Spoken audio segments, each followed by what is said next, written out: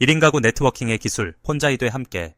우리는 종종 혼자 산다는 표현을 들을 때 막연히 고립된 삶을 떠올린다. 남들과 어울리지 못해 외롭고 나아가 삶의 의미까지 흐릿해진 상태를 상상하는 것이다. 그러나 1인 가구가 어느새 새로운 다수가 되었다 라는 통계가 보여주듯 현대사회에서 혼자 사는 일은 더 이상 특별하거나 예외적인 상황이 아니다. 이제 대한민국 전체 가구의 35부터 41%가 1인 가구를 차지하고 서울만 보더라도 약 40%가 혼자 사는 가구다. 하지만 이 수치 속에는 중대한 단서가 숨어 있다. 상당수의 1인 가구가 가끔 또는 자주 외로움을 느낀다고 답했다는 점이다. 단순히 인구 비중이 늘어난다고 해서 그 삶이 모두 풍요롭고 의미 있는 것은 아니라는 사실을 보여준다. 그렇다면 우리가 말하는 혼자 사는 삶에서 진정 필요한 것은 무엇일까? 바로 고립형이 아니라 네트워킹형으로 전환하는 것이다. 오스트리아의 정신의학자 빅토르 프랭클은 인간은 어느 상황에서든 삶의 의미를 찾아내고자 노력한다 라고 했다. 인간은 물리적으로 혼자 있는 순간에도 혹은 사회적 참여가 활발한 순간에도 결국 자신에게 부여된 삶의 의미를 어떻게 해석하고 확장하느냐에 따라 행복감을 결정짓는다. 그렇기에 진정한 1인 라이프 스타일은 단절된 고립이 아닌 선택적으로 연결된 자유를 누리면서 인생의 의미를 더 깊고 풍요롭게 만들어가는 과정이어야 한다. 1. 혼자와 외롭다는 다르다. 혼자 있는 것과 외로운 것은 엄연히 다른 개념이다. 철학자 장폴 사르트르는 타인에게 둘러싸여 있어도 외로운 사람이 있다고 말한다. 실제로 가족이 있든 친구가 많든 결혼을 했든 마음 한구석의 허전함은 쉽게 사라지지 않을 수 있다. 반면 역으로 1인 가구라고 해서 반드시 외로움을 느끼는 것은 아니다. 혼자이되 충분히 연결된 삶을 위해서는 먼저 고립형 사고에서 네트워킹형 사고로의 전환이 필요하다. 즉 사람을 만나는 행위 자체를 귀찮거나 부담스럽게 여기는 대신에 내가 가진 자유시간을 어떻게 스스로 설계하고 누구와 어떤 목적을 공유할 것인가 라는 관점이 필요하다. 이는 관계가 선택이 아닌 내 삶을 지탱해주는 핵심 장비이자 관계 근력을 점검하는 3가지 질문. 이번 달 일정표에 타인과 만나는 약속이 몇 칸이나 있는가? 마지막으로 새로운 사람에게 연락처를 건넨 날은 언제인가? 온라인에서 맺은 관계의 씨앗을 오프라인으로 옮긴 적이 최근 3개월 안에 있었나? 이 3가지 질문은 현재 내가 어디쯤 와 있는지 알려주는 단순하면서도 강력한 지표다.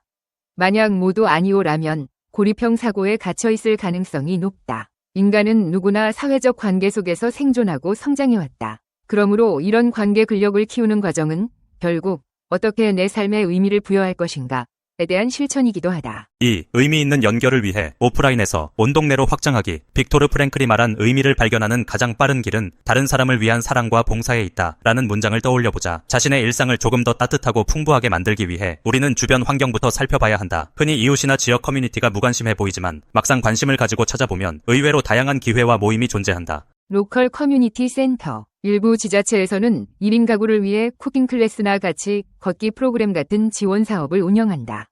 이런 곳에 참여하면 단순히 취미를 습득하는 것뿐만 아니라 같은 동네 사람들과 인사하는 기회가 생긴다. 언뜻 보면 사소해 보이지만 옆집 사람의 얼굴을 알고 지낸다는 사실만으로도 긴급 상황에서 큰 힘이 되곤 한다. 취미 셀프 큐레이션, 악기 원데이 클래스, 도예 교실, 정기적으로 모여 보드게임을 즐기는 모임 등은 공통 관심사를 기반으로 모임으로 쉽게 친밀감을 쌓을 수 있다. 같은 취미를 가진 이들이 모인 자리에서 나누는 대화는 단순한 소셜 네트워킹을 넘어 삶의 즐거움과 활기를 제공하는 의미의 마중물이 되어준다. 사회공헌 봉사. 1인 가구가 늘어날수록 봉사 역시 1인 봉사 방식으로 개별화 간소화되는 경향이 있다. 예컨대 유기견 산책, 도시락 배달, 걷거나 달리며 쓰레기를 줍는 활동 등은 누구나 쉽게 참여할 수 있다. 봉사를 통해 느끼는 보람은 단순히 선행을 했다는 자부심이 아니라 인간의 내면에 있는 타인과의 연결 욕구를 충족시킨다. 내가 누군가의 삶에 작게나마 기여했다는 사실은 일시적인 외로움을 치유하는 훌륭한 동기가 된다. 스포츠 플랫폼. 함께 뛰고 땀 흘리는 과정은 강력한 유대감을 만든다. 러닝크루, 클라이밍 짝찾기, 배드민턴 앱 매칭처럼 규칙적으로 몸을 움직이는 자리에 참여해보자. 운동을 습관화하는 동시에 다양한 사람들을 만나게 된다. 이런 자리는 말없는 동료애를 빠르게 형성해주는 매개체가 된다. 코워킹, 공유부엌, 마을 서점. 카페에서는 대화를 시도하기가 다소 어색할 수 있지만 소셜 다이닝이나 책맥 이벤트처럼 원래부터 느슨한 대화를 전제로 마련된 공간이라면 훨씬 수월해진다. 혼자서도 함께하는 분위기에서 가벼운 대화를 나누다 보면 다시 보고 싶은 인연이 생길지도 모른다. 3. 디지털 시대의 새로운 기회, 온라인에서 뿌리내리기. 단테에서 지옥의 가장 깊은 곳은 무관심으로 가득 차 있다고 했듯 무관심은 우리를 고립으로 몰고 간다. 그러나 디지털 시대에는 관심사를 중심으로 마음 맞는 사람들을 온라인에서 쉽게 찾을 수 있다. 관심사 알고리즘이 우리의 취향을 이해하고 비슷한 주제를 다루는 사람들과 연결해주는 것이다. 동네 플랫폼, 당근마켓의 동네 생활 탭이나 카카오맵의 우리 동네 모임은 근거리 번개 모임을 개최하기 좋다. 혼밥, 혼술할 때도 즉석 테이블 매칭 앱을 활용하면 타인과 식사를 나누는 경험이 가능하다. 첫 만남에 대한 두려움을 줄이기 위해서는 안전을 고려해야 하지만 공공장소에서 가볍게 시작한다면 의외로 많은 우연한 즐거움을 만날 수 있다. 테마 커뮤니티, 네이버 다음 카페, 카카오 오픈 채팅, 디스코드 서버 등 주제별 온라인 커뮤니티는 끝이 없을 정도로 다양하다. 해외로 확장하고 싶다면 미트업, 카우치서핑, 범블 BFF, 페이스북 그룹스도 활용할 수 있다. 호스트 데이나 미덥 데이로 불리는 행사에서는 비슷한 관심을 가진 세계 각국 사람들이 마치 동네 친구처럼 얘기꽃을 피운다. 이런 만남은 좁게는 친구 맺기부터 넓게는 인생의 새로운 목표와 가치를 발견하게 하는 장이 되기도 한다. 보안 체크리스트. 첫 만남은 반드시 공공장소에서 개인 연락처를 공유하기 전에는 플랫폼 내 채팅에서 의도와 매너를 확인하고 위치 공유 기능 또는 지인에게 일정을 미리 알리기는 필수이다. 온라인 만남은 분명 새로운 기회이지만 동시에 신중한 접근이 필수다. 보안만 제대로 지킨다면 디지털 플랫폼은 1인 가구의 삶을 확장하고 의미 있는 연결을 맺는데 큰 도움이 될 것이다. 4. 하이브리드 네트워킹. 온라인 씨앗을 오프라인에서 꽃피우기. 온라인에서 싹을 틔운 관계가 오프라인에서 결실을 맺을 때 우리는 더욱 실질적인 삶의 변화를 체감한다. 예컨대 1인 쿠킹 클래스에 참여한 뒤 내가 만든 요리를 함께 맛보는 오프라인 모임을 열면 취미를 나누는 동시에 인간적인 교류가 활발해진다. 온라인 독서 모임의 경우 동네 독립서점에서 북토크를 하는 식으로 확장할 수 있다. 디지털 노마드를 지향하는 이들이라면 제주도나 부산처럼 새로운 공간에서 함께 워케이션을 하는 공동 여행을 기획할 수도 있다. 한 달 살기, 카페에서 만난 사람들과 쉐어하우스 쉐어 키친을 계약해 공동 생활을 실험해보는 사례도 점점 늘고 있다. 이런 연장선상에서 볼 때 온라인과 오프라인을 넘나드는 하이브리드 네트워킹은 1인 가구의 라이프 스타일에 의미와 재미를 동시에 선사한다. 5. 약한 연결이 만들어내는 삶의 안전망. 미국의 사회학자 마크 그라노베터는 약한 연결이 때때로 강한 연결보다 더 큰 도움을 주는 경우가 많다고 지적한다. 이는 가까운 친구나 가족처럼 깊이 연결된 관계가 아닌 겉보기에는 낯설고 가벼운 관계가 예기치 못한 정보나 새로운 기회를 가져다 줄 수 있기 때문이다. 특히 자유와 독립성을 중시하는 1인 가구의 경우 이런 약한 연결망이 중요한 안전판 구실을 한다. 나와 완전히 다른 세상을 사는 사람들과도 느슨하게 이어져 있으면 인생에서 마주치는 여러 불안 요소를 완화할 수 있게 된다. 이러한 약한 연결을 일상에 뿌리내리기 위한 한 가지 방법은 루틴을 설정하는 것이다. 예를 들어 아이스 브레이커 1일 1회는 카페 바리스타나 헬스장 직원에게 신메뉴 어때요? 처럼 간단한 인사를 건네는 작은 습관으로 하루 30초면 충분하다. 또 주간 오픈 테이블을 통해 매주 금요일 저녁을 비워두고 SNS에 합석할 사람이라고 공지함으로써 전에 만나지 못했던 사람들과 식사를 함께할 기회를 마련할 수 있다. 월간 관계 대청소를 통해서는 6개월 이상 소원했던 연락처 5곳을 골라 안부를 묻고 분기별 새 친구 챌린지에서는 새로운 커뮤니티에 가입하여 실제 오프라인 행사에 참석해보는 시기다. 이처럼 작은 루틴을 실천해 나가다 보면 단순히 인맥을 넓히는 것이 아니라 가볍지만 폭넓은 연결을 형성하게 된다. 그리고 그 네트워크는 언젠가 내가 예기치 못한 상황에 놓였을 때 혹은 새로운 인생 목표를 고민할 때 귀중한 정보와 정서적 지지를 제공해줄 것이다.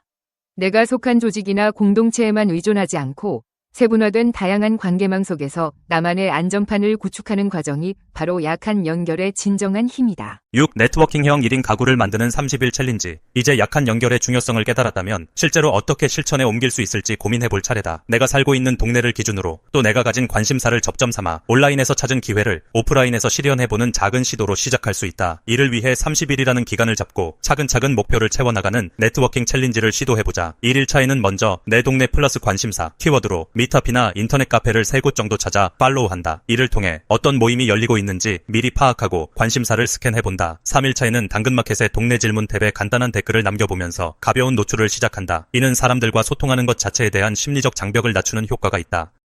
5일차에는 공용 스터디 카페를 2시간 이용하면서 옆자리에 앉은 사람에게 가볍게 인사를 건네본다. 이런 작은 시도가 공간을 공유하는 사람들과의 즉흥적인 연결을 만들어줄 수 있다. 8일차에는 클래식 기타 무료 특강처럼 원데이 클래스에 참가하여 단발성 모임에서 만나는 사람들과의 교류를 즐겨본다. 12일차에는 직장 내에서 약한 연결을 형성하는 방법을 시도한다.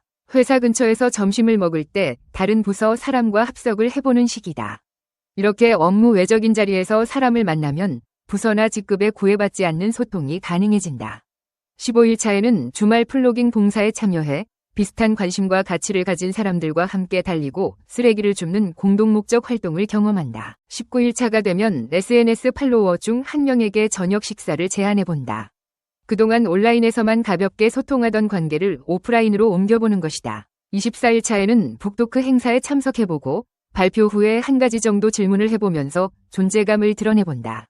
27일차에는 함께하는 공유 부업 프로그램에 도전하여 처음 보는 사람들과 요리를 협업해보는 경험을 쌓는다. 마지막으로 30일차에는 이 모든 활동의 성과를 스스로 돌아보고 다음 달 목표를 설정한다. 내가 30일간 했던 일 중 가장 즐거웠던 것은 무엇이며 가장 불편했던 것은 무엇인가? 앞으로 어떤 루틴을 유지하고 어떤 부분을 바꿀 것인가? 와 같은 질문을 던져보면서 나만의 네트워킹 설계도를 조금씩 다듬어가는 것이다. 짧게는 30일, 길게는 평생이라는 시간 동안 이런 과정을 반복하다 보면 결국 우리 스스로 내가 정말 원하는 대로 인생을 연결해 나갈 수 있구나 라는 자신감과 성취감을 얻게 된다. 작은 도전이 무수히 쌓여서 어느새 고립이 아닌 연결의 일상이 나의 라이프 스타일이 될 것이다. 그리고 그 연결 속에서 서로 다른 사람들과 교류하며 삶을 더욱 풍부하게 만드는 즐거움을 누릴 수 있을 것이다. 7. 관계 투자가 확장해주는 자유와 인생의 의미. 1인 가구가 지닌 가장 큰 강점은 시간과 공간에 대한 주권이다. 독일의 철학자 프리드리히 니체는 인간은 끊임없이 자기를 초월하려는 존재라고 말했다. 혼자 있음으로써 얻는 자유는 우리의 정신을 맑게 하고 스스로를 돌아보는 기회를 만들어준다. 하지만 이것이 곧 관계의 단절이나 고립과 동일한 상태가 되어서는 안 된다. 왜냐하면 인간은 서로에게 의미를 부여하고 또 그 안에서 자신의 가치를 재발견하기 때문이다. 선택적 연결은 우리가 주도적으로 사람을 만나는 방식을 결정함을 의미한다. 누구를 어떤 이유로 만나는지, 어느 정도의 시간을 할애할 것인지, 만남을 통해 무엇을 얻고 또 무엇을 줄 것인지를 스스로 정하는 자유가 바로 네트워킹형 1인 가구의 핵심이다. 이렇게 주도적이고 창의적인 삶의 태도는 결국 인생의 의미를 보다 깊이 체감하게 만든다. 왜냐하면 의미란 나와 타인을 이어주는 관계 속에서 발견되는 것이 많기 때문이다. 혹자는 말한다. 나는 혼자라서 외롭다. 그러나 조금만 다른 각도에서 보면 혼자이기에 누구와도 연결될 수 있는 무한한 여지를 갖고 있다. 고도 말할 수 있다.